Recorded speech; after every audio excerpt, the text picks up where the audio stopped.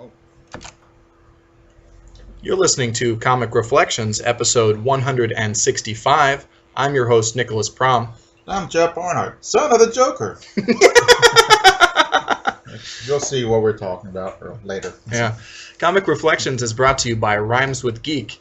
You can find our show, plus many other cool podcasts like the all-new Anti-Fanboy, Feed It Comics, and Super Podcasto Magnifico at rhymeswithgeek.com. Comic Reflections is also available on backissueheroes.com, the home of classic comics on the web. And if you enjoy our show, please subscribe to us on either iTunes or Stitcher. Okay. So, interesting week we had. Well, Leonard Nimoy passing. yeah, that was pretty sad, monumental. He had a long, nice life. He did. And loved around the world, and he'll live forever in the hearts and minds of Yeah. I'm glad he finally got used to being Spock, because he wrote that book, I Am Not Spock. And then he wrote a book, I Am Spock. Yeah. I love that. But yeah. Mm-hmm. So, one other thing I wanted to plug before we start talking about our books, unless I just interrupted you. Go ahead. Oh, okay. Is this great website that I've been visiting? It's called Comic Book Plus, and it has thousands of public domain comic books from the 40s, 50s, and some into the 60s as well. And it is great, and it is totally free, and you can read or download great comics from the Gold and Silver Age. I've been reading them like crazy on my iPhone when I'm supposed to be working. Glad no one listens to the show, so you're not going to be in trouble. Well, no one I work with does. Yeah. So, but yeah. So, Comic Book Plus, it's rad. I love it. You should check it out too. Okay. Only problem with that is so small. It'd probably be better if you had an iPad or something like that. No, it's great. I turn my phone on the side, and it's awesome. I'm looking at 3 panels at a time. I can use my fingers to make things larger. It's awesome. Okay. Well, at least you can embiggen it. That's great. Yes. And it's really cool because when I come back to whatever book I was on, I open that book up, and it comes right back to where I left off. And so That's cool. Yeah, I've been reading a bunch of Fawcett comics right now, so I'm checking out some classic Captain Marvel adventures. And, cool. It's awesome. It's Yeah. comicbookplus.com. Yeah, that was light and didn't strike again. I mean, first time Captain Marvel was great. When they brought him back, it wasn't so great. In the 70s? Yeah. DC has mishandled him so badly. Mm-hmm. There are moments. There's a series called The Power of Shazam that I think was from the 90s actually, that got it right. Mm-hmm. But other than that, they've just failed miserably with the character, and he's one of the greatest characters in comics. Yeah. Yeah, it's unfortunate that he didn't have Silver Age adventures, and that he kind of didn't get to kind of grow with the times. Right. That 15 or 20 year gap just kind of killed the momentum and I think the spirit of what Captain Marvel's about. Yeah, that's kind of crappy of DC to shut him down, right? Because they sued, right? Oh, they sued. No, yeah. DC sued Fawcett Comics over copyright infringement, alleging that Captain Marvel was infringing on the copyright of Superman. Because comics were so new, and comic book Superman was such a new novel concept, and that dragged on for like a decade before Fawcett just said, we're done doing comics. And that was in 1953, and then I think early 70s, DC revived Shazam and tried to do it very juvenile, golden agey, but you can't do that for the comics reader of the 1970s. People didn't like it. It didn't have the charm. No, it didn't, because it was trying to be something in the past rather than, hey, we love this character, let's tell some interesting stories about him. Mm-hmm. Trying to ape something else will always ring false. You know what I mean? Yeah. Which is why remakes usually don't work. Sure. Yeah. I don't know. The lightning hits, and trying to catch it in a bottle usually doesn't work. Sequels have hard enough time, but remakes occasionally a remake will be as good as or better, but usually not. Yeah. Okay. So, but let's talk about our comics we read this week. And the first is Teen Titans number 29. The story is called Captives. It's written by Steve Skates with beautiful art by Nick Cardy. Yeah, we have teenagers, which I do not like. I normally don't like teenage characters. Okay. They're trying to be... Unless it's Archie and Jughead. Yeah, although I think they're immortal gods or something. But normally not. They're trying to be, let's have these kids, so the kids reading them will feel like they're like them or something like that. And I will identify with that. And I'd much rather read a hero who's an adult. I mean, it makes me. Although the perfect version of doing that is Captain Marvel, because he's a kid, says a magic word, becomes an adult, and has all these great powers. That's awesome. Yeah. But I think any kid would much rather read about Batman than Robin. Right. And I think I've said this before.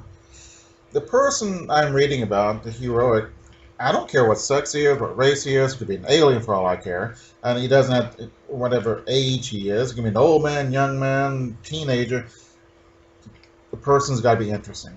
And that's all. And if he's not interesting, it doesn't matter. And I don't know. I don't know. But now we have a bunch of teenagers, and I find them mostly irritating. Okay. Although Wonder Girl is wonderific.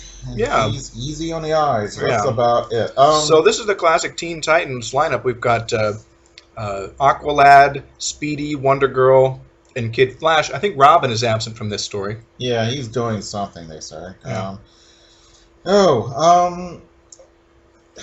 Aqualad is captured, and he's about to die because he has to get in the water every hour.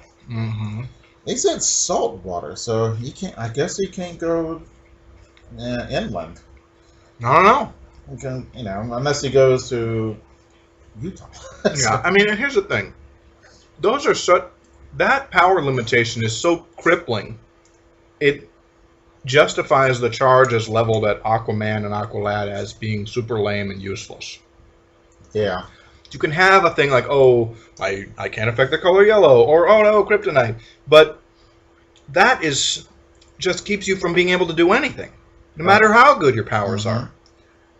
Why don't you just wear a saltwater suit? Right? That's what I would do. He doesn't even need a helmet, I guess. He could just have his body would be with salt water. Sure. It's in the worst plot case. device in comics. No, but it's one of them. Yeah. What would you think is the one? There's got to be something worse. I don't know. Unknown Soldier, maybe. Okay. Something stupid. We'll talk about him later, but. Anyway. So they're after the Ocean Master, and he had captured Aqualad. Of course, he doesn't kill him. He just ties him up, let him die, and then leaves. Oh, well, I guess we wouldn't have a comic book if evil people in comic books did what evil people in real life would do. Right. Which might make a good comic book, actually. Like the villain does finish you off? Or something, or the villain acts like a villain, and he doesn't monologue, and he just doesn't tell you the whole plan, leave you to die, yeah. And then of course give you a chance to escape. And but it'll be a short run. Sure. Yeah. Unless you had the villain be the hero, or the central figure. Yeah. No, that you could do that. That would be a possibility. Yeah. Yeah. So. All right. So. Teen Titans are about to break up, and because of this. Who is this? Dr. They swore Dr. Swenson was a saint, and he died, and so the main Titans swore an oath, and they were going to give up superheroing because of that, which is dumb. Yeah, it's dumb. And of course, they go back on their word. Yeah, and then Hulk and Dove, which was yikes. Okay, well, the Hulk is a belligerent guy who uses his fist. He's a hero. Yeah. And the Dove is a pacifist who doesn't use his fist. And that's the worst kind of that's the weakest idea to be a superhero. To be I don't want to fight. But it's an interesting concept, and of course it's a Steve Ditko creation. Yeah. So. Yeah. This is the I've heard of them. I've never read them before, I don't think. Yeah. Or They were even- okay. I do even- like Hawk and Dove. Yeah. But yeah, Hank and Dawn Hall. Yeah, they don't like each other. And, But they're brothers. They're not very likable. Yeah. But whenever Either one of them. Yeah, but whenever injustice is near, all they have to do is say their superhero name and their costume appears and they can burst into action. Yeah, I'm not sure what the Dove's action is except calling the police. That's all he does in this Right. big fight. Okay, they're fighting the Ocean Master. Ocean Master sends some guys over, and they turn into Hawk and Dove. Hawk fights him. Dove runs away, and he follows them, and they're about to kill Hawk. And here comes the rest of the Teen Titans. Yeah, Kid Flash and the rest. Wonder Girl. Yeah. Well, they beat up the henchmen. Mm-hmm. Dove basically doesn't do anything. Yeah. But Hawk and Dove are captured by the Ocean Master. Yeah. And they find out that Dove finds out that Ocean Master is with some alien dudes, and they're taking over the world. Yeah. And the alien dudes look stupid. Oh God. So, Hawk and Dove figure out how to escape. And I guess they don't tell you how, but I think they're tied to a pole, and they just climb over the pole. Yeah. Backwards. Yeah. Man, is that somebody screwed up there. So. Mm-hmm. So yeah. And then there's several pages of them fighting the aliens and Ocean Master, and that's pretty satisfying. It's a good fight. Yeah, not bad. Dove starts fighting. Yeah. Just cool. I think when he's totally backed in the corner, he will fight. Yeah, or Hulk is about to get his butt kicked bad. Mm-hmm. Oh, here's the stupid aliens. Man, they're bad. Oh, man. With the stupid helmet and their face is covered halfway, and they have bad minions, and yikes. I'm sorry, Jeff. Oh, well, okay. So the rest of the Teen Titans show up, and then there's a big old fight with the aliens. Mm-hmm. Pretty cool. Yeah. Wonder Girl's looking nice. And she kicks a lot of butt. Yeah. Multiple asses kicked. Yeah. And looks good doing it. Yeah. That's about it. So, yeah. So they saved the world from Ocean Master and stuff. Mm-hmm. Cool. So we have another issue of the Teen Titans to read. Oh, boy, to talk about. I can't wait. All right. Oh, good. Oh, yeah. This is Teen Titans number 50. It's actually a few issues before the end of the series. The story is called The Coast to Coast Calamities. It was written by Bob Rozakis, penciled by Don Heck, and inked by Joe Giella. And so the Teen Titans consist of a different bunch. Well, we've got some of the originals, but we have Robin and Wonder Girl and Kid Flash, and also the Harlequin, who is Joker's daughter. I'm saying it in air quotes. Because she's really, what's her name? She's Duella Dent. Yeah. She's actually the daughter of the Earth 2 Harvey Dent. But when she debuted, she was known as the Joker's daughter, and she would claim that she was the daughter of Two-Face or of the Joker or the Riddler or Catwoman, and she was. She looks like the Joker. Yeah. Even without makeup, she is not attractive. No. And in any way, she's not funny. She has lame-o superpower. Well, I guess her powers is a boxing glove coming out of her purse and like that. It's lame. Yeah, it could have been interesting, but not. Okay. Okay, the Teen Titans are on a train, and the train tracks go up, as in off the ground, and Now they are Kid Flash, Wally West. They're in their civilian clothes. Wally West was visiting a college to see if he was willing to go there, right? And they kind of just went along with. Yeah. And so when trouble arises, they spring into their costumes and they rush to investigate what's going on. Yeah, and they find out it's Captain Calamity, which I thought was a stupid name, but actually Captain Calamity's kind of cool. I don't know what's his There's something for a dumb supervillain. There's something kind of cool about him. Yeah, his ideas are dumb, but he's kind of neat. So sure. Oh. So he's got henchmen, and God, they're doing all this stuff to rob a train's passengers, and for crying out, that you can lift a locomotive in the air. Mm-hmm. You know how heavy those things are? It makes me cringe think how heavy a train is. Right. It's massively heavy. And using it to rob the people on the train their money, you know... It's kind of panty-ante stuff. Right. You would think he'd be knocking over Fort Knox. Yeah, or something. Yeah, but... Yeah. Or stealing the train and selling my black market. I don't know, but... God, it's sort of... Yeah. Oh, yeah... Okay, here is the boxing glove and the purse gag. Yeah. And the stupid quip. Oh, pardon, my glove. Ugh, lame. Yeah, I don't like Wonder Girl's new outfit here, but she gets smacked in the head. I thought she was like Wonder Woman's almost as powerful as Superman, right? Ish, yeah. Yeah.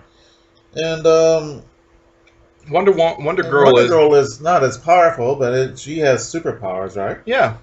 And she gets hit in the back of the head by a purse, and she's knocked out.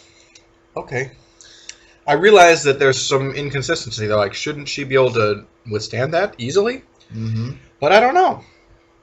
Yeah, I mean, you and I could withstand that. I mean, we go, ouch, oh, hey, but we wouldn't be knocked unless it had a brick in it or something. Yeah, I don't know. Yeah. Maybe there's some residual effects to Captain Calamity's ray gun that causes calamity. So, maybe. Oh, yeah, because he uses it on her first. It probably neutralized her powers. Maybe. And that's probably why he getting hit over the head. Can't control arms or legs, muscle twitching like crazy. Yeah, maybe that's it. But still, that's kind of... Yeah. Oh, but Captain Calamity's kind of cool. His cheap theatrics. You shouldn't have... there's no need for that. And it's like, wait, what? Cheap theatrics? You're the one using this Calamity gun. No, yeah, and dressed... Cheap theatrics, you're dressed in an orange costume... You know, like... with an X on it. Yeah. Yeah. You see where... So, anyway, we have a subplot going on where there's some other super characters. Yeah, on a aircraft carrier. Yeah. And they're playing tennis. Mm-hmm. And then we go to Mammoth Studios. And we have Beast Boy, Logan. Gar Logan. Is he related? To who? Oh, that's right. Okay. I always think Logan. I always think of Wolverine. No. Okay. This is DC Comics, remember? I know, but... I don't know. But Gar Logan, he's Beast Boy. He was in the Doom Patrol. Yeah, and he's a Hollywood actor. Yeah. Oh, man. Okay. And then we have... this guy, the Golden Eagle. He's a kid. I thought, is this a girl or a guy? It's a guy, but he's got long hair. I know, but it's sort of... Yeah. You don't know. He's pumping gas, and this guy cheats him out of gas. Right. And so he gets fired. Mm-hmm. So anyway, on the battleship or whatever... It starts floating in the air. And so the girl that was playing tennis, or one of them, was the original Batgirl from the 50s. And so she gets into her action outfit to see what she can do, which is dumb. But anyway, she meets Hawk from Hawk and Dove. Yeah. And now they're fighting. And they're trying to save the sailors who are about to die. Right. All right. So Beast Boy also tries to help. He turns into a giant eagle. Right. And he grabs the anchor from the floating battleship. No, it's an aircraft carrier. An aircraft carrier is still a battleship. No, it's not. Okay, Jesus. Volkswagen Beetle is not a truck. They're in the same family of automotive vehicles, but it's not. So. Okay. So Beast Boy is a big bird and trying to hold it down. And then who's coming up here? The Golden Eagle. Golden Eagle. And they both grab it, and Beast Boy turns into an elephant.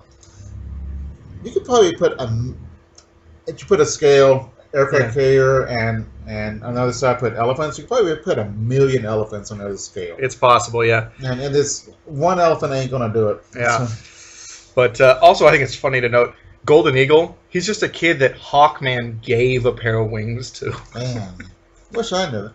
Oh, we got some interesting house ads. The Demon Within. Yeah, Dirty job.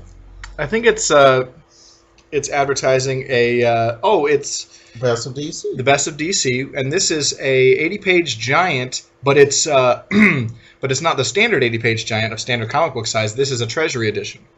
Yeah, no thanks. But, I would like to read these, but I don't want those giant ones. No. Yeah.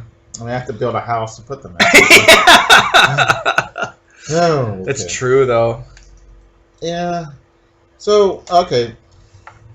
So they get the aircraft carrier down. Don't really know how, but supposedly an elephant weighs as much as aircraft carrier.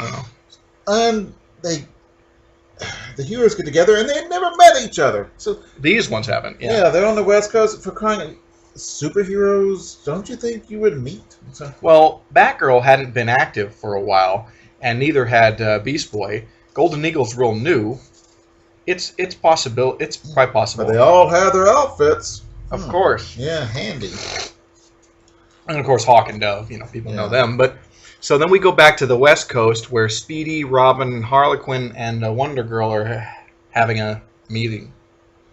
Yeah, and I didn't know what the devil. Why was the aircraft carrier floating? Why do this? I don't know. This is not a single part issue, so maybe that would be revealed later. But Captain Calamity is causing these other disasters. An airplane going into the dirt. Yeah. And and there's more Teen Titans too. There's Mal Duncan is the Guardian, the new Guardian, and there's Bumblebee. Mm-hmm. So 2 African American superheroes. Very nice. Cool. The plane goes down to the ground, but it doesn't explode. Mm-hmm. Captain Calamity has something to do with that. Mm-hmm. So Guardian and Bumblebee go down into the ditch, and Captain Calamity closes it up or something. And that's the end of it. Yeah. Okay. All right. Yeah, I don't like teenagers, and a lot of teenagers. I mean, the teenage buddy is okay sometimes, but I don't know. Well, I haven't read a lot of these, so maybe I don't. If I read more, I would get to know them, and like them. Yeah. But they failed soon after and stopped having Teen Titans. Yeah, that's true. I mean, and it had been canceled previously. They revived it for a while, and it just didn't take off again. But yeah, any title. I mean, sometimes when we read just 1 or 2 issues that are kind of scattershot like that, we run the risk of why do I care? Sometimes you need to read it, a few issues to really get a vibe it's not for fair, something. no. And sometimes it is. So sometimes it's trash. But but stuff like this, and also when we read X-Men on the next show, or this show, it's hard to get into them because there's a big backstory, and it's not fair not to. But hey, that's just the way the dice roll here. What do we want to do here? Yeah, that will be next episode when we talk about the X-Men. But anyway, let's move on to The Unknown Soldier, number 229. The story therein is Get the Desert Fox, written by Bob Haney, penciled by Dick Ayers, and inked by Jerry Talloch. Oh, okay. How many reasons? How did you feel? And you have 17 reasons why you hated this? 17 reasons why The Unknown Soldier Killing Rommel is a craptastically awful comic. Okay, so Alright. It was well drawn. It's not bad. But, starting with number 1, little known fact. There are no other German generals in World War II. I guess Guderian, Manstein, Model, Dietrich, and Winstead stayed home during the war. There's always after Rommel. Right. And for crying out loud. They had other guys. Yeah, they had other guys. So before you could carry on with those, I do want to mention, yes, the Unknown Soldier is trying to assassinate Rommel in this issue. So okay, Rommel's the most famous German general. Yes, he embarrassed the British by kicking their butts so often. They made him to a military genius, and he was a good general and all that, but he wasn't the best they had. But he made him the most famous German general. But then why in this comic strip he doesn't look anything like the real Rommel? Totally I don't know. different.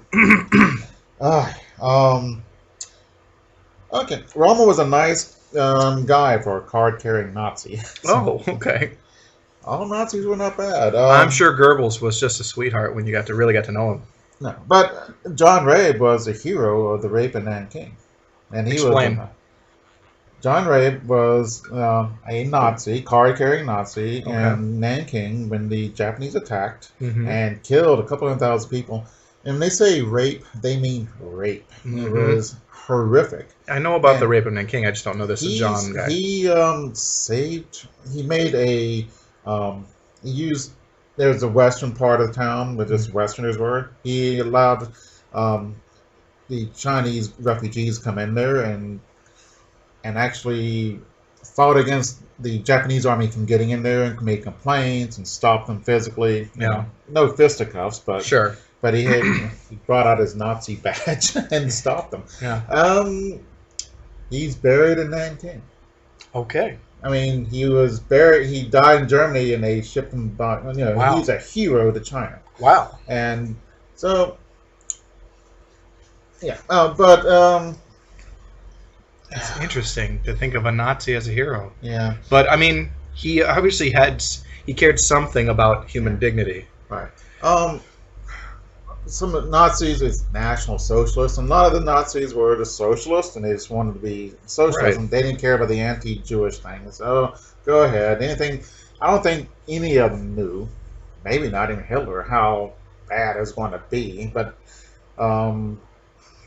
the destruction of the Jewish race in Germany and Poland and France and Russia. No one knew about that. I don't think anyone could have imagined that. And I'm even not sure if Hitler was planning that. He wanted it to happen, but hey, I can do it. Let's do it. So, well, he did call it the final solution. Well, they called it at the Wannsee conference, Wannsee conference, and that's when they decided to do it. But I don't even know if he planned to do that when he was running. But not excusing Hitler. He wanted to do it, but I don't think he thought he could do it. But the war is going bad, so why not do it? Okay. So they get Rommel. He's super famous, and they get him wrong. It doesn't. They did get the binoculars and blue max correct. His medal he wears around the Polar Marite, but he has a monocle for crying out loud. Yeah. Boo. So before you carry on with your list, and I do want to touch on all these points, but can we incorporate that into while we're going through the story itself? Yeah. Okay. Thanks. Okay. We start off, and this is how the Rommel movie starts off: is someone trying to kill Rommel and failing. Oh, I haven't seen the Rommel movie. Not bad. Made by the British. Oh, okay. Okay. James Mason as Rommel. James Mason Yeah. is awesome. Mm-hmm. So we start off with that. An unknown soldier comes in, and he sees silhouette of Rommel. He cuts open the tent, comes in, and oh, it's a silhouette. And it's a cardboard cutout. Exactly. And so he gets beaten up by the Germans, and Rommel laughs at him. Ah, ha, ha. So, he's like right next door, though. Yeah. He just walks in, yeah.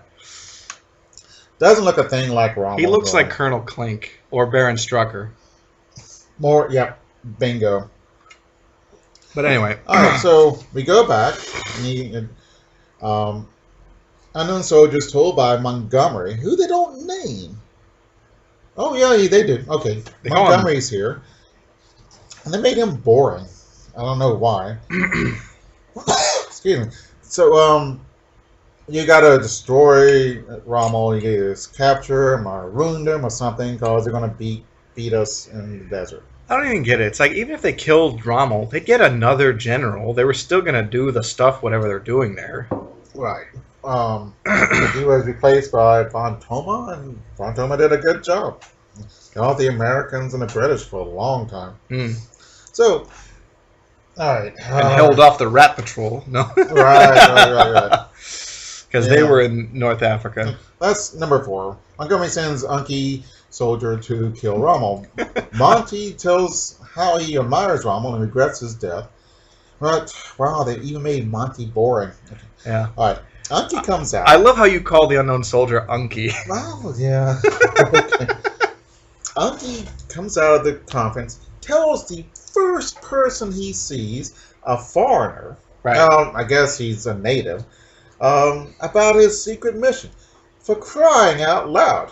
Yeah. You don't tell anybody that. You don't tell your mother you're on a secret mission. He tells the first person he meets. This is, I think, this is a glaring example of Bob Haney doing a bad job. Yeah. Muddy. I mean, the guy wrote fun stories, but a lot of them are kind of nonsensical like this. He's famously not into continuity either. But, I mean, for a story like this, that's not that important, but yeah. Yeah. So, the unknown soldier is wearing bandages. So he's a master of disguise. Yeah. And he's wearing bandages, and he's in the desert, man. Wouldn't Yeah. that be hot?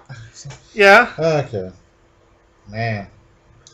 Yeah, that was number 6. Number 7. We go back into the present.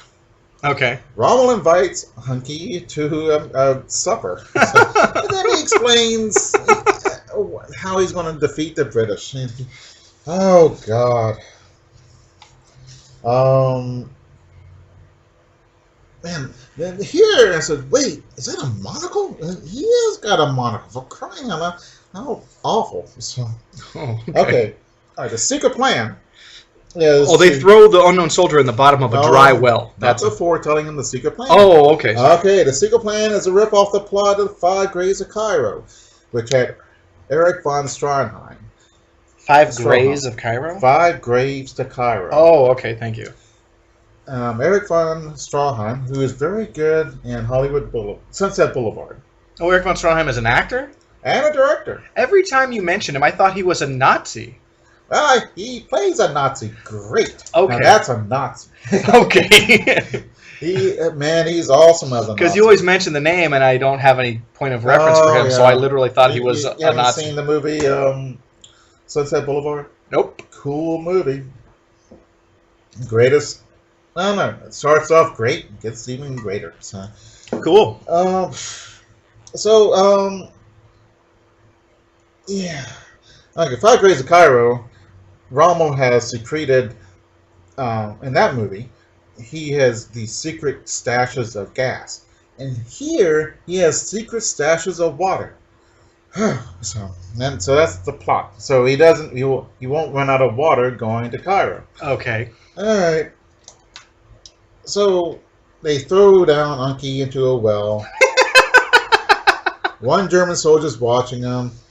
He hides. Unky hides himself in the sand and the depth of the well. The well's dry. Right. And the German soldier, oh, he's not there. So what does he do? He comes down and get his butt kicked by Unky. Yeah. And then Unky gets out and gets an American Jeep and goes back into Montgomery's headquarters in a few hours. That's Montgomery, what it the says. first name or last name of that person you're referring to? His real name is General Bernard Law Montgomery. Thank you, because I don't know who this person is. Oh, you need to watch Patton, then you'll know everything. Okay, I do have that movie that you graciously you gave me. You gave me a lot of movies, so I haven't got through a lot of them. Mm-hmm. My Patton's a good movie. Done by Francis Ford Coppola. Really? Yeah, George C. Scott as Patton, right? Yeah, and one of his greatest roles ever. I liked him in The Exorcist 3. He's It's good in supposed to be that. a really bad movie, but it's supposed to be fun. I think it's a good movie. Is it? Yeah. Okay. It made the Golden Turkey Award, so I usually... Did it? Yeah. I thought The Exorcist 2 won that. Maybe that was it. Maybe you're right. Yeah. No, the third one is really good. Yeah, huh. Okay. Anyway. Okay, so Unky gets back and he sees the foreign guy who is a archaeologist again. So, and Unky said, "Oh, he's okay." So,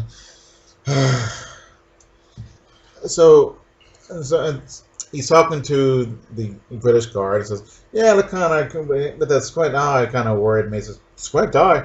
Oh no, he used to have a monocle. It's Rommel. Rommel was the archaeologist." So it must be great being a general because you have all this free time to go do spy stuff for crying out loud.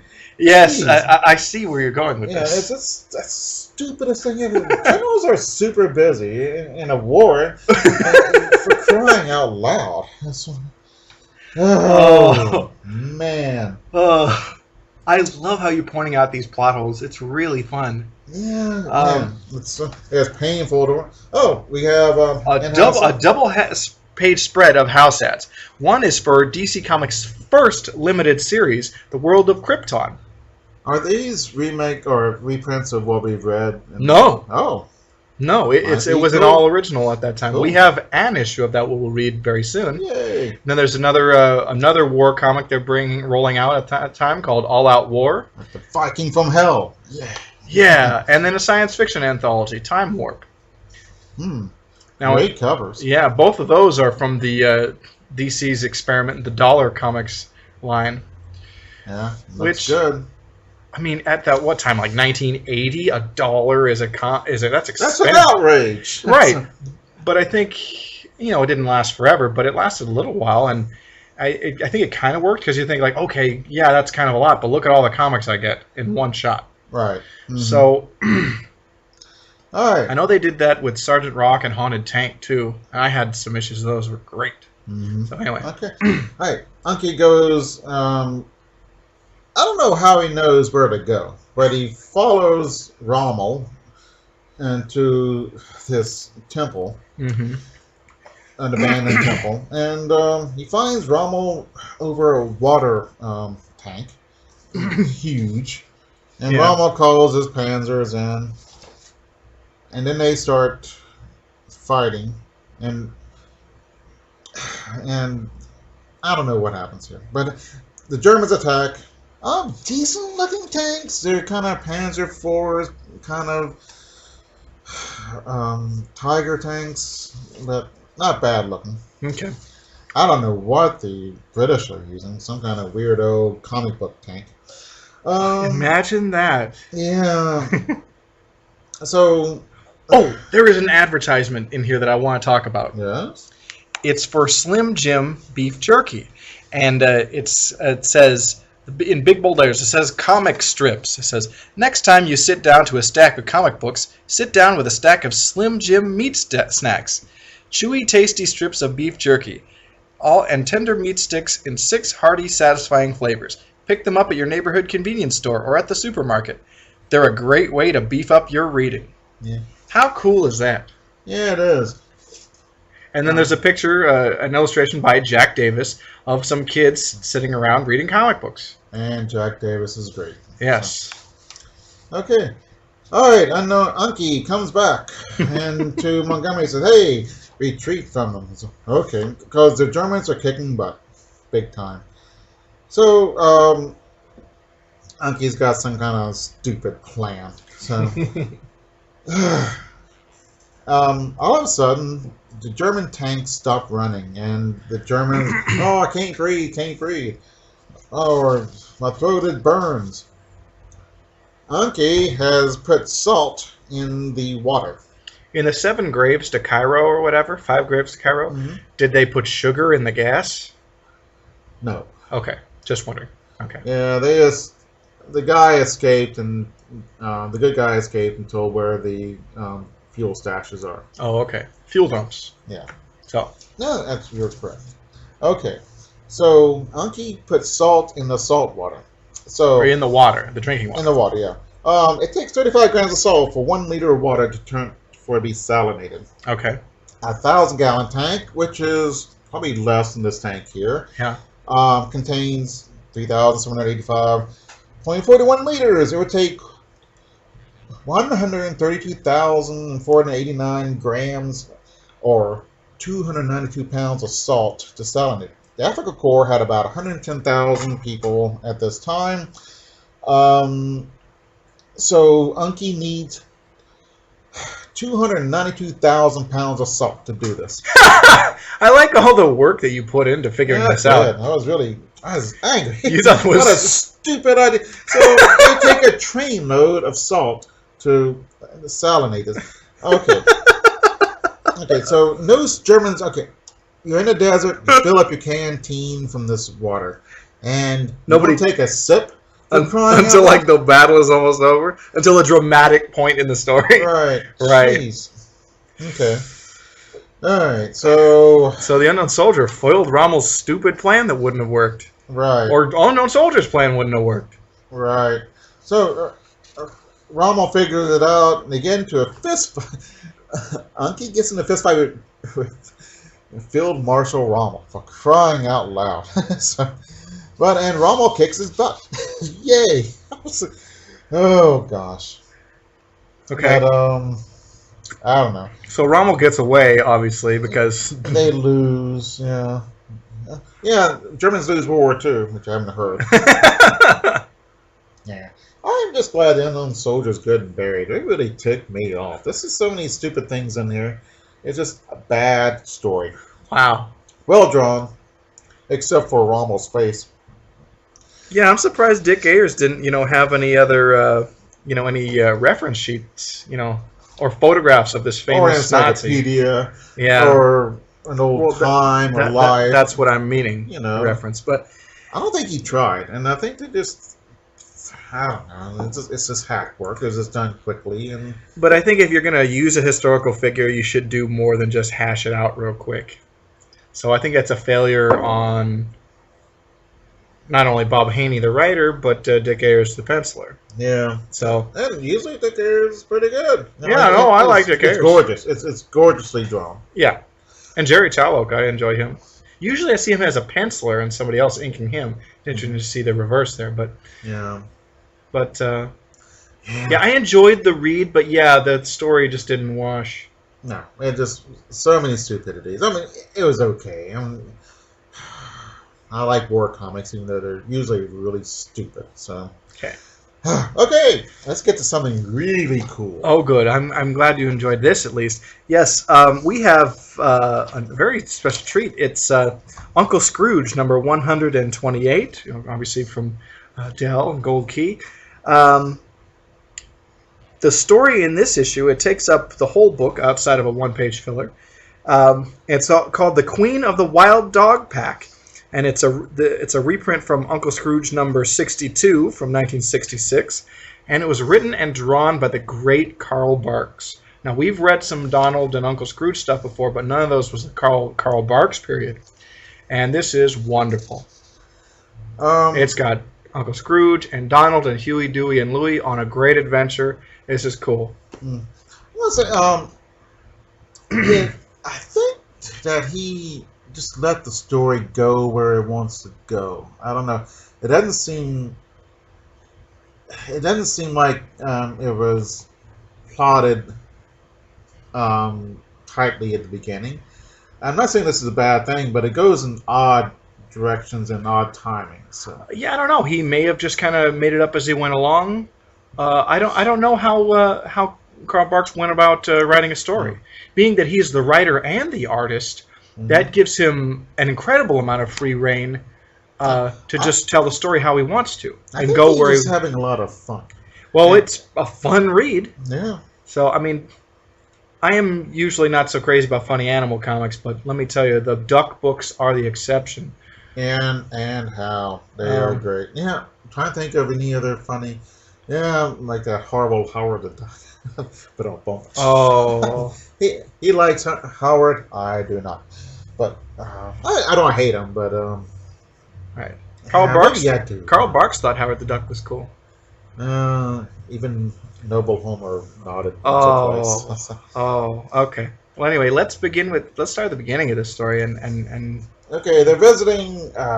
Who is visiting? Donald Duck and his nephews are visiting Uncle Scrooge. Uncle Scrooge, at the end of the month, he gets all these reports from his accountants and stuff, from all of his companies across the globe, and he's really mad because there's all kinds of things going wrong.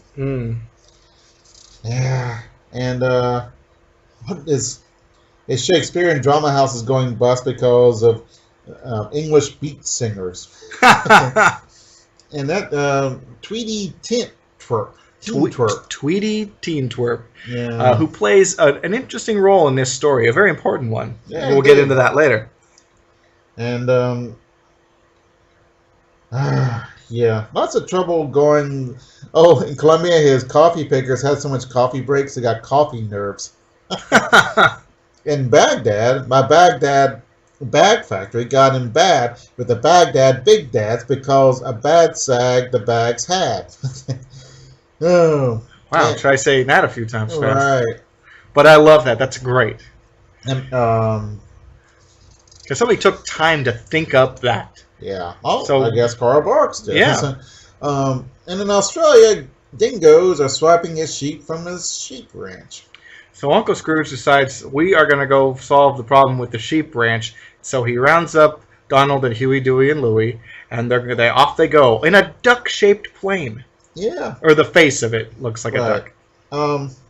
This is what's so odd. I mean, he had all this introduction just to go to Australia. So, hey, you need to go to Australia. You know, they didn't have to have all this, but Well, all these jokes and all that. So, you know what? All these jokes and all these panels of Uncle Scrooge being mad, this is character development. We know this character very well. His temperament. Mhm. We know the fun-loving but clever antics of Huey, Dewey, and Louie. We know the frustration that Donald Duck experiences. Yeah. You know, I haven't seen Donald Duck angry in these. But the cartoons are so cool is Donald Duck getting mad. He gets super pissed a lot, like and he just. That's all I can do. I can't talk in the Donald voice because it's. I can't even do that, and I'm impressed. That Oh, is thank great. you. But that's what's so great about it. Yeah. Ooh, Twinkie alert! Actually, it's Hostess fruit pie, but Yeah. oh gosh. Oh, with the Roadrunner and Wile E. Coyote. And Daffy Duck? Daffy Duck. Yeah, I didn't even notice this. Go ahead. Yeah. Oh well, you know what happens. Yeah. Somebody gets Hostess fruit pies at the end. Right. The coyote digs this hole, and then he falls into it, and the Roadrunner gets some Hostess fruit pies. I just don't like the way they're drawn. They just don't look right or something. And it's I'm sorry that this advertisement. no, but it's all of them. It's all the comic books and comic strips of Bugs Bunny and Friends. Oh, They yeah. are something is wrong with the drawing. It doesn't look right. I'm not sure. It looks almost perfect, but something about it is wrong, and I Yeah. cannot put my finger on it. I don't know. It I think irritates you me. can take a comic book and make it into a cartoon, but when you took a cartoon and put it into a comic book, it doesn't. It just feels flat. It falls flat. Maybe that's it. You know, I'm- you can go in one direction with a medium, in crossing mediums, yeah. but the I- other way just doesn't I'm fly. trying to think of an exception. I can't think of any. Although it doesn't really happen that often. Yeah. But the way it looks is wrong. Yeah. Something. I don't know. Because it's not the Warner Brothers animators drawing those comics, Right. Mhm. or But writing it's those. very, very close, but not close enough. It's Yeah. oh well. Anyway, All right, so they go to Australia and they find that the wild dogs are going through this fence, taking their sheep. Scrooge is really mad. Huey, Dewey, and Louie are really bored and they want to listen to their radio so they can hear Tweety Teen Twerp, who's like the pop idol of I'm the not going to moment. say that ever again. So Tweety Teen Twerp? no, I'm not going to say it. Fine, I'll say it every time. You just Yeah. kind of signal me when it needs to be Okay. said. I don't know why it's so hard. I don't know. Wow, 4 syllables. Oh, well, no. Tweety Teen Twerp. Yeah, 4 syllables. Well, it's a hard syllable. So what do you want? I don't do well with R sounds. So leave me alone. Okay. Okay, so the people in Australia, which are generally nice people and they're not kooky or anything like that. So they're Australians, though. They put out traps and the traps got messed up. So Uncle Scrooge has a stupid idea. Let's dress up like sheep or goats or rams or whatever and hide and wait for the wild dog dingoes to show up. And they have pistols, too. Yeah, doesn't do them any good because they get bopped by rams and then attacked By real dogs. rams, yeah. Yeah, which is odd. They're ducks, but they control. They own sheep. Yeah. Well, it's just like Mickey Mouse. Right. He's got a friend, Goofy, who is definitely a dog person, but then he has a dog who is a dog. Yeah. Explain this. I don't know. So anyway, So the Rams get away, and Donald and Uncle Scrooge run away. And they okay, so but they see something. they see a wild girl, and which Huey, Dewey, and Louie see a wild girl. yeah, and that really interests Donald. Because he thinks, oh, wild girls are all blonde and beautiful. Right. Mm-hmm. Which, no. What they would be in Hollywood, though. Yeah, so he's right. sure. In every movie he's seen, they are. So, So what is the plan? What's going on? What are they doing? They see kangaroo tracks and can't figure out why there's kangaroo tracks. Mm-hmm. So they get bloodhounds, and the bloodhounds don't work. Oh, what else? So they find out that the nephews find out that the girl likes Tweety Teen Twerp. and So they use it as the siren call to lure her out of hiding. Right. And they try to explain this to Uncle Scrooge. He doesn't like it, but they try that again. And he said, okay, we'll try that again. And so they... oh, this is a great panel. Okay. Donald's thinking of a beautiful blonde creature, the wild girl. And Uncle Scrooge thinks she looks like a pig. And Uncle Scrooge is pretty much right. Yeah. Oh, she's a duck with fangs. Right. More like tusks, but yeah. I guess tusks go up, right? Yeah. Fangs go down. Okay. So she's wearing these big shoes that look like Kangaroos. Kangaroo feet, yeah. Yeah. Oh, and she wants to play with the hear the radio, and the dogs try to stop it, and then this trap Snaps around her, yeah. and she freaks out, and the wild dogs are all around her. And Donald and Uncle Scrooge are in these suits that will protect them from dog bites. Yeah, they don't ever explain the suits, but that's what I'm thinking. But I've seen those kinds of suits before, like when people are training like canine animals, or they're going to go and fight, dangerous animals. Yeah. Oh, Donald gets attacked by. Is it Donald, or it's hard to tell?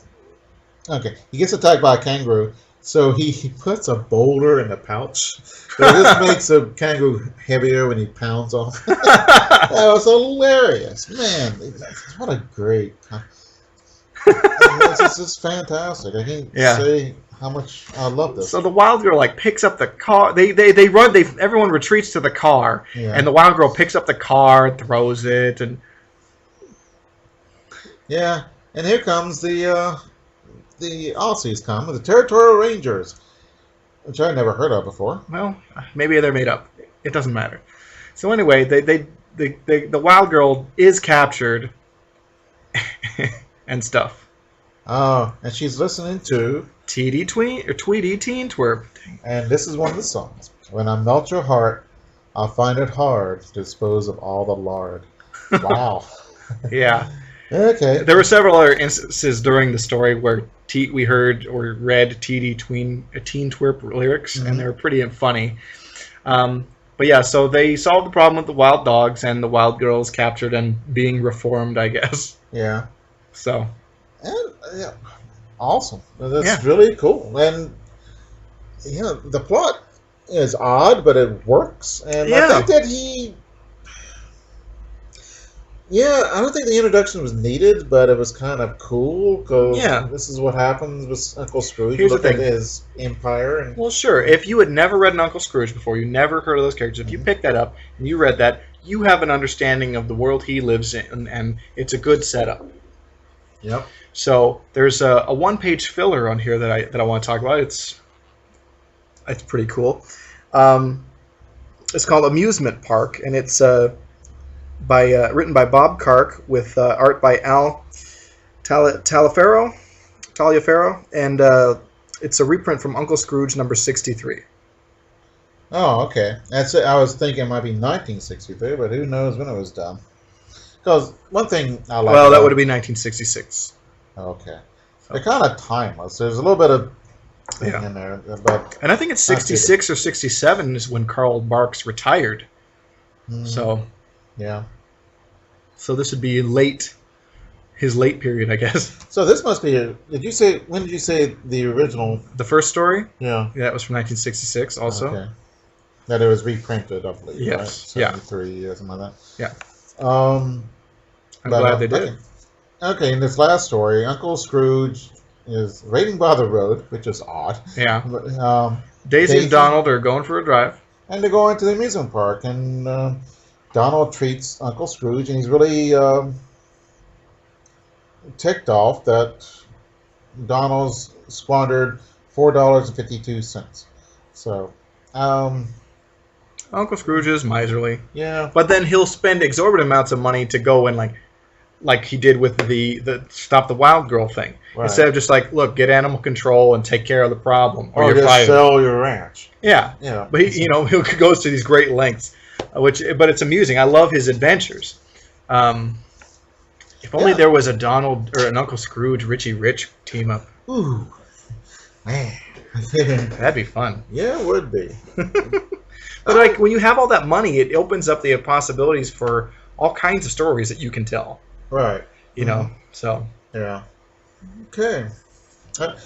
Well, good episode. Yeah. We'll see you in the funny pages.